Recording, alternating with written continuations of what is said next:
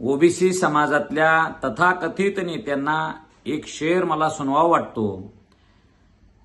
कांच के घर में रहने वाले दूसरों के घर पर पत्थर फेका नहीं करते, ह्या म्हणीची आठवण तुम्हाला आता यायला पाहिजे आणि येणार आहे। 23 मार्च 1994चा GR हा अनधिकृत आहे, ही मागणी गेल्या काही वर्षापासून आम्ही लावून धरलेली आहे। काल मनोजदादांनी सुद्धा त्या मागणीचा उल्लेख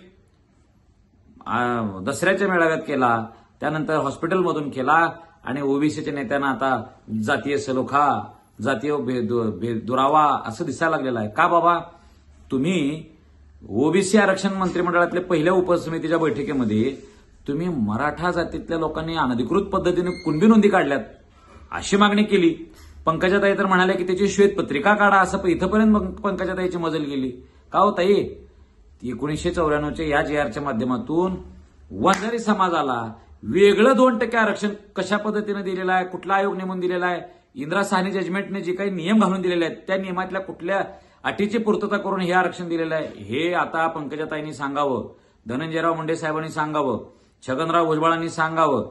मराठा जातीतल्या एक दोघांनी जर कोणी खाडाखोड केलेला असेल तर आम्ही त्या गोष्टीचा विरोधच केला, आम्ही म्हटलं की याचं समर्थन करणार नाही।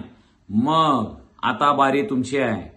हे आरक्षण अनधिकृत पद्धतीनं 23 मार्च 1994च्या नंतर जे आम्ही खातोय ते आरक्षण आम्ही सोडून द्यायला तयार आहे, असं ह्या ओबीसीच्या नेत्यांनी म्हणण्याचं धाडस दाखवावं, तशी नीतिमत्ता त्यांनी दाखवावी अशी विनंती या माध्यमातून मी त्यांना करत आहे।